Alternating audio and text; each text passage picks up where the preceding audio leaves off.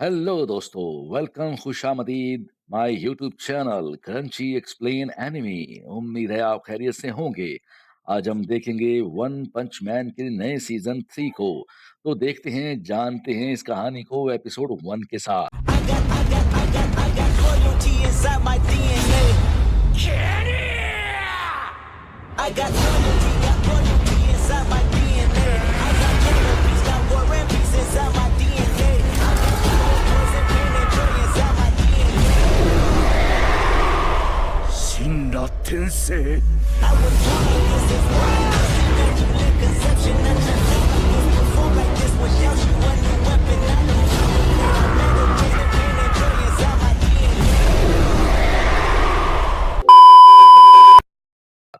Episode की शुरुआत hero association से होती है, जहां स्टाफ के लोग बात कर रहे थे।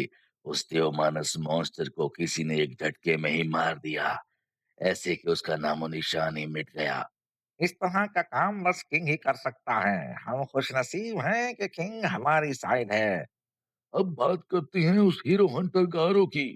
तो सिल्वर फैंग भी उसे हराने में फेल हो गया है। अब उसका क्या करें? अगर वो ऐसे ही हमारे हीरोज को मारता रहा तो एक दिन हीरो एसोसिएशन ही बंद हो जाएगा। स्टिच कहता है, गारो को अब हमें इंसान नहीं बल्कि मॉन्स्टर की तरह देखना चाहिए। अगली बार जब वो सामने आएगा तो हम उसे थ्रेट लेवल ड्रैगन की तरह ट्रीट करेंगे और सबको एक इमरजेंसी अलर्ट भेजा जाएगा। एक आदमी बोलता है कि लेकिन वो है तो एक इंसान ही। एक मामूली इंसान हमारे एस रैंक हीरोज को कैसे हरा सकता है? स्टिच कहता है, सिल्वर फैंग गारो को हराने में कामयाब नहीं हुआ, लेकिन फिर भी उसने गारो को बहुत ज्यादा जख्मी कर दिया है। अब कुछ वक्त के लिए वो हमारे सामने नहीं आएगा। एक आदमी बोलता है कि ब्लास्ट को क्यों नहीं बुलाते? वो एस क्लास का रैंक 1 हीरो है। स्टिच उसे बताता है कि ब्लास्ट अपनी मर्जी का मालिक है। उस पर हुक्म चलाना नामुमकिन है। उसे किसी की बात सुनना पसंद नहीं। रजिस्ट्री में भी उसकी शनाख्त के बारे में कुछ नहीं लिखा गया, लेकिन हमें उस पर पूरा भरोसा है कि जब इंसानियत को सच में उसकी मदद चाहिए होगी तब वो जरूर आएगा। तभी नारंगी यहाँ पर आ जाता है, जो कि हीरो एसोसिएशन को चलाने के लिए मोटी रकम देता है और वो टॉप 3 स्पॉन्सर्स में से एक है। नारंगी के बेटे को मॉन्स्टर ने अगवा कर लिया है और 24 घंटे गुजर गए हैं, लेकिन अब तक हीरो एसोसिएशन कुछ नहीं कर पाई। तभी से सेकेंगर नाम का एक आदमी बोलता है, मैं आपसे वादा करता हूँ हम आपके बेटे को बचा लेंगे। वो जल्द ही एक रेस्क्यू मिशन शुरू करने वाला है। इसके बाद वो डार्क शाइन, पिग गॉड और तत्सुमाकी से मिलता है, लेकिन उन्हें ये नहीं मालूम कि मॉन्स्टर्स का ठिकाना कहाँ पर है। चाइल्ड एम्पायर उनका अड्डा ढूंढने की कोशिश कर रहा है। तत्सुमाकी कहती है कि उनका अड्डा जरूर घोस्ट टाउन में ही कहीं होगा, तो मैं पूरा टाउन ही उड़ा दूंगी। सेकिंगर उसे मना करता है क्योंकि उन्हें बच्चे को भी बचाना है। तत्सुमाकी कहती है कि मॉन्स्टर जरूर मुझसे डर के छुप गए होंगे। सेकिंगर बताता है कि कल ड्राइव नाइट खुद ही छानबीन करने अकेला गया था। उसने हमारी बात नहीं सुनी और वो घोस्ट टाउन में चला गया। उसने आज तक कोई लड़ाई नहीं हारी, तो उसे खुद पर बहुत यकीन था। लेकिन कल रात से ही हमें उसका कोई सिग्नल नहीं मिल रहा, यानी जरूर ड्राइव नाइट को किसी ने हरा दिया होगा। तत्सुमाकी कहती है, हमें जल्दी हमला करना चाहिए। बाकी हीरोज कहाँ पर हैं? सेकिंगर कहता है कि मॉन्स्टर एसोसिएशन ने हमें 3 दिन का टाइम दिया था, जिसमें से 2 दिन बाकी हैं। दूसरे हीरोज भी मिशन के लिए आते ही होंगे। इसके बाद हम एटॉमिक समुराई और उसके स्टूडेंट्स को देखते हैं। वो भी कल से छानबीन करने में लगा हुआ है, मगर उसे भी मॉन्स्टर एसोसिएशन का हेडक्वार्टर नहीं मिला। जब तक उनका ठिकाना पता नहीं चलता है, थोड़ा आराम कर लेना चाहिए। तभी अमाई मास्क भी यहाँ आ जाता है, जो कि ए क्लास का रैंक 1 हीरो है। वो कहता है, मैंने सुना था इस टीम में तगड़े हीरोज होंगे, फिर ये बच्चे यहाँ क्या कर रहे हैं? ये कोई पिकनिक नहीं जो एटॉमिक समुराई अपने स्टूडेंट्स को भी यहाँ ले आया। ये लोग फौरन ही मॉन्स्टर के हाथों मारे जाएंगे। यहाँ तक तो ठीक है, मगर ये भी अगवा हो गए या इनको सामने करके मॉन्स्टर्स ने हमला किया तो फालतू में हमारा टाइम जाया होगा। तो इन्हें बोल दो, ऐसा कुछ हो तो खुद ही अपना खेल खत्म कर लें। एटॉमिक समुराई पूछता है, तुम भी इस मिशन का हिस्सा हो क्या? तो हमारी मास्क कहता है, हाँ बिल्कुल, उन मॉन्स्टर की वजह से मेरा कॉन्सेप्ट खराब हुआ है। समुराई कहता है मेरे स्टूडेंट्स काफी स्ट्रांग हैं, मैं उनसे कह दूंगा तुम्हारी भी हिफाजत करें। अमाई मास्क बोलता है मुझे कम समझने की भूल मत करना, मैं एक क्लास में अपनी मर्जी से हूँ और जब चाहूँ एस क्लास में आ सकता हूँ। आसान लफ्जों में कहूँ तो मैं तुमसे भी ज्यादा स्ट्रांग हूँ, एटॉमिक समुराई। ये सुनकर समुराई बहुत गुस्सा हो जाता है मगर फिर भी वो खुद को पुरसकून रखता है। दूसरी तरफ हम पूरी पूरी प्रिजनर को देखते हैं, जैसे इस हीरो मिशन में शामिल करने के लिए आजाद किया जा रहा था। पुलिस ऑफिसर कहता है एक बिल्ली जैसा मॉन्स्टर था जिसने हमारी जेल के कुछ कैदियों को मॉन्स्टर में बदल दिया था और उन्हें अपने साथ ले गया। जिन ऑफिसर्स ने उन्हें रोकने की कोशिश की उन्होंने अपनी जान गंवा दी। तुम एक हीरो हो ना, तो हमारे लिए भी बदला जरूर लेना। पूरी पूरी प्रिजनर कहता है मैं उनसे हिसाब जरूर बराबर करूंगा। और ये कहकर वो यहाँ से जाने लगता है। तभी एक कैदी आकर बोलता है उसने पूरी पूरी के लिए एक स्वेटर बनाया है और वो लेकर पूरी पूरी को बहुत अच्छा लगता है। दूसरी तरफ हीरो एसोसिएशन में चाइल्ड एम्पायर बाकी स्टाफ को बाहर जाने का बोलता है और फिर चुपके से मेटल नाइट को कॉल करता है। Metal night S class rank 4 hero है। वो मेटल नाइट से कहता है तुम्हें मॉन्स्टर हेडक्वार्टर्स के बारे में जरूर पता चल गया होगा, तो हमें भी बताते क्यों नहीं? हमारे पास ज्यादा टाइम नहीं है और वो उस बच्चे को मार देंगे। मेटल नाइट कहता है तुम्हें ना बताया तो सिर्फ वो बच्चा मरेगा, लेकिन अगर तुम्हें बता दिया तो तुम सब भी मारे जाओगे। चाइल्ड एम्पायर कहता है तो तुम भी इस मिशन को ज्वाइन क्यों नहीं कर लेते? तुम किस चीज से इतना डरे हुए हो? तुम्हारी मिशन बॉडी का क्या हुआ? अगर वो तबाह हो गई है तो ये काम किस मॉन्स्टर ने किया है? जिस पर मेटल नाइट कहता है मॉन्स्टर किंग अरोची ने, उसने सिर्फ एक ही वार किया था और पूरा आर्मर तबाह कर दिया। उन्हें खतरा सिर्फ मॉन्स्टर से नहीं है, कई शैतानी ताकतें हैं जो दुनिया पर कब्जा करने के फराक में हैं। जब इंसानियत थोड़ी कमजोर हो जाएगी तो वो सब एक साथ हमला करेंगे और सब कुछ छीन लेंगे।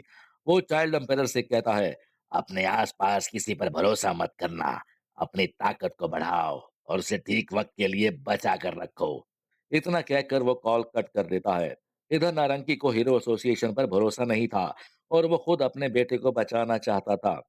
तो वो अपनी ही एक प्राइवेट स्क्वाड गोस्ट टाउन में जाने का बोलता है ताकि वो मॉन्स्टर से लड़के उसके बेटे को बचा लाएं। उसने इन सब को बैटल सूट्स पहनाए हुए थे जिससे इनकी ताकत भी किसी हीरो जितनी हो जाएगी और ये लोग भी मॉन्स्टर्स को मार पाएंगे। अगर ये अपने मिशन में कामयाब होते हैं तो नारंगी इनको मुंह मांगा इनाम देगा। इनकी आने वाली नस्ल भी आलीशान जिंदगी जी पाएगी। और ये लोग निकल पड़ते हैं। इसके बाद हम फुबुकी को देखते हैं जो सैतामा के घर अर्जेंट मीटिंग के लिए जाती है। वो देखती है सैतामा और किंग तो गेम खेलने में लगे हुए हैं। जेनोस अपने नट पेच टाइट कर रहा है। सिल्वर फैंक और बॉम यहाँ आराम कर रहे थे। ये देखकर उसे यकीन नहीं होता कि यहाँ चल क्या रहा है। सैतामा तो उस पर ध्यान भी नहीं देता और किंग के साथ गेम खेलने में लगा रहता है। फबुकी चिल्ला कर कहती है ये एक इमरजेंसी है, हमें मॉन्स्टर एसोसिएशन से लड़ने जाना है और तुम यहाँ बैठकर गेम खेल रहे हो। जेनोस बताता है हम भी पावरफुल दुश्मनों से लड़ रहे थे और फिर ही नहीं बैठे हैं। सिल्वर फैंक कहता है मैं भी साइतामा के साथ लड़ा था, इसीलिए वो मुझे यहाँ आराम करने दे रहा है और कमर में बहुत दर्द है। बॉम कहता है मेरे भी घुटने में काफी दर्द है।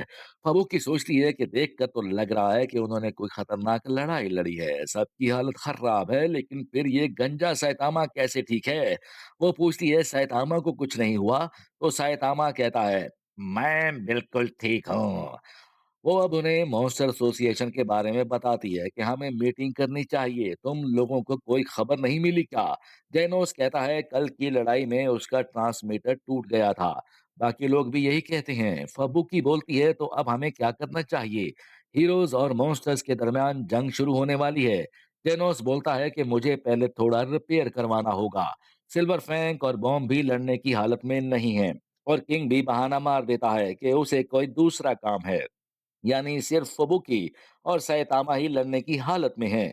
फबुकी कहती है कि हीरो एसोसिएशन ने टॉप हीरोज की कोई टीम बनाई होगी, लेकिन अगर हम भी कुछ करते हैं तो हमारी रैंक्स भी बढ़ जाएंगी। इस बार दुश्मन कोई एक मॉन्स्टर नहीं है बल्कि वो सब आपस में मिल गए हैं और अपनी एक ऑर्गेनाइजेशन बना ली है और उनका कोई बॉस भी जरूर होगा। सिल्वर फैंक कहता है अगर गारो इस मॉन्स्टर ग्रुप के साथ मिल गया होगा तो मुश्किल की बात होगी। बॉम्ब कहता है, घरों से लड़ने का मौका अब शायद ही हमें मिले, और अगर इनके पास सेंटीपीड जितने और भी स्ट्रॉन्ग मॉन्स्टर हुए तो मैं तो हीरो वाला काम ही छोड़ दूंगा। किंग साइतामा से कहता है कि वो हीरो हंटर कल वाली लड़ाई में मौजूद था, पर तुम उससे मिल ही नहीं पाए। साइतामा कहता है, कल भी उसने कुछ हीरोज को मारा है, और कितनी शर्म की बात है कि वो मेरे पास आया तक नहीं। शायद मैं गंजा पहलवान हूँ इसीलिए। साइतामा अब जल्दी से अपनी हीरो वाली ड्रेस पहन लेता है और कहता है कि मैं गारों को ढूंढने बाहर जा रहा हूँ, और जब मुझे मिलेगा तो मैं उसे एक जोरदार पंच मारूंगा, और वापिस आते वक्त मैं पत्ता गोभी भी लेते आऊंगा।